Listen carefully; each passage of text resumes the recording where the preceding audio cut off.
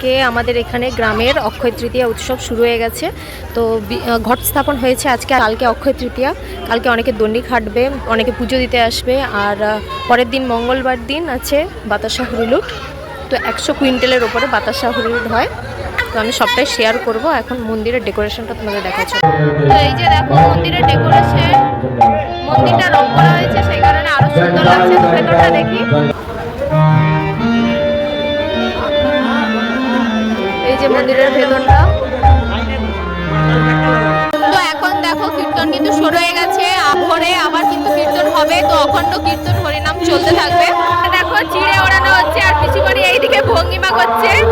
এই যে পিসিমণি আজকে চিড়ে ওড়ানো হচ্ছে আর কি। তো আমার গ্রামে অক্ষয় তৃতীয়া উপলক্ষে সবাইকে জানাই অনেক সাদর আমন্ত্রণ। তো তোমরা সবাই এসো আমাদের গ্রামে অক্ষয় তৃতীয়া, তোমরা সবাই দেখো কেমন হয়। আর অবশ্যই আমি ভিডিওতে শেয়ার করবো। এখনের জন্য